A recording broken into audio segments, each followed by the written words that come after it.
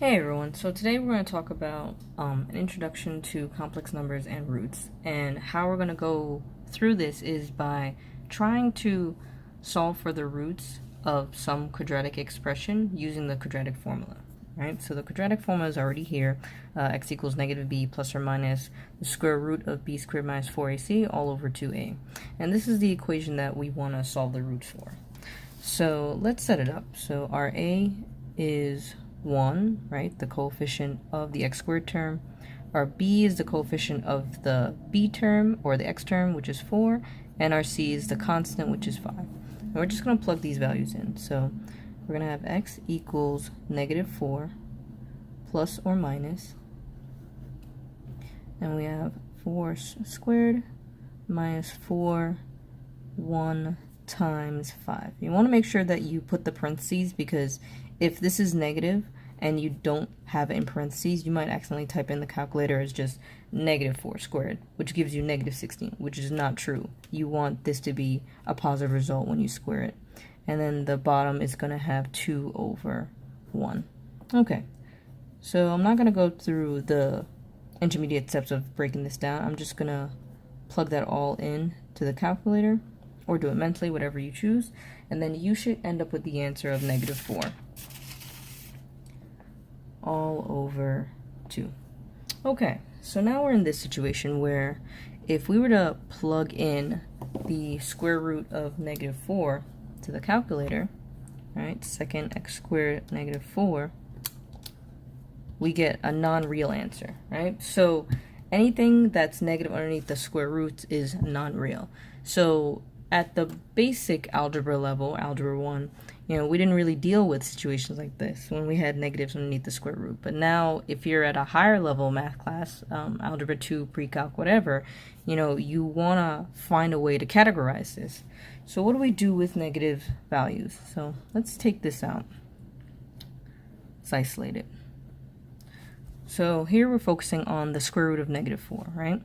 Well, we can rewrite that as negative 1 times 4. And then, using our properties of radicals, we can split that as the square root of negative 1 times the square root of 4. Now, we're very familiar with what the square root of 4 is. That's just 2. But how do we deal with the square root of negative 1? So in mathematics, we give this a special name. We call this I, and that stands for imaginary number. So whenever we take the square root of a negative number, we're going to have something imaginary as part of our answer. So if we go back to this, we can rewrite this as x equals negative 4 plus or minus, and instead of leaving it as the square root of negative 4, we can just rewrite it in its imaginary form. Square root of 4 is just 2. Square root of negative 1 is just I. So now we've gotten rid of the radical, and we can continue on with our problem. So now we have negative 4 plus or minus 2i over 2. Let's simplify it further by splitting the fraction. So instead of leaving them all over 2, we can write it as negative 4 over 2 plus or minus 2i over 2, and then reduce these fractions individually. So x equals negative 4 over 2 is just negative 2, plus or minus 2 divided by 2 is just 1, so you can just leave it as 1i or just I. I've had a few people ask me, well, there's an I here, doesn't it get affected by the 2? No. These two make up one term, and you only compare numbers with numbers, not numbers with variables. Alright, so that's pretty much your answer. Some people might ask you to split this further, which is fine. You can just say x1, meaning the first x root is negative 2 plus I, and then x2, the second x root, is negative 2 minus I. And those are completely acceptable answers. So let's move on to another example where, see, I think I can use the bottom of this. Yep. So let's look at the equation 3x squared plus 4x plus 6 equals 0. And let's use the quadratic formula for that. So that's going to be x equals negative 4 plus or minus square root. We have 4 squared minus 4 times our a, which is 3. This is our a, this is our b, this is our c, and then our c, which is 6, all over 2 times a, which is 3.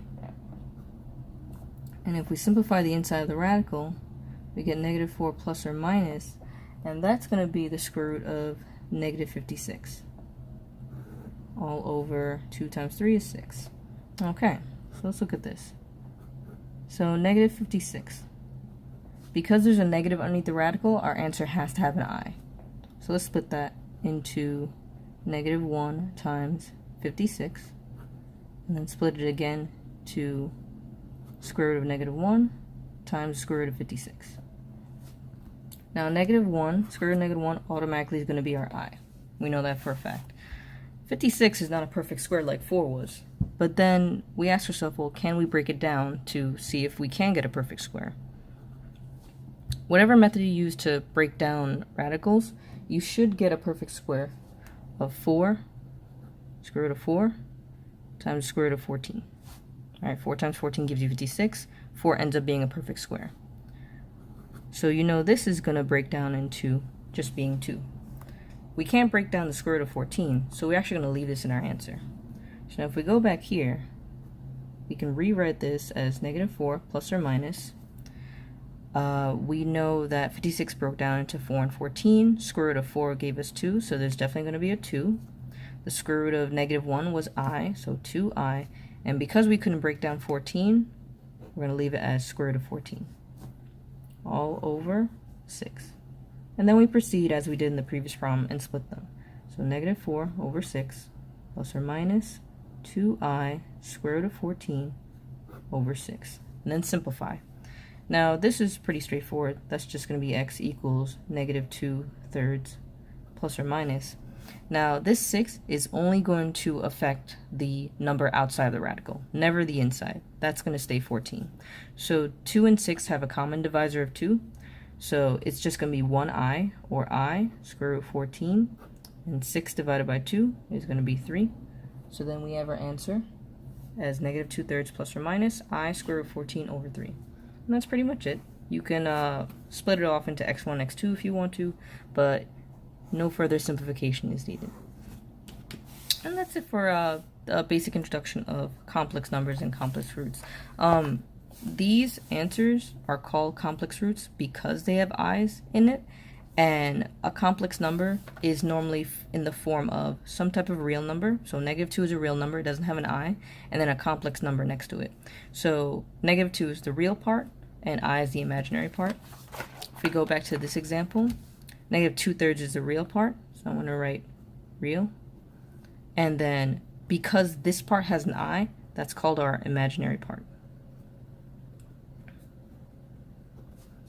Okay, so that is the basic idea, yeah. If you have any questions, concerns, comments, leave them in the comment section below. Like and subscribe, and I'll make more videos for you guys later. Bye!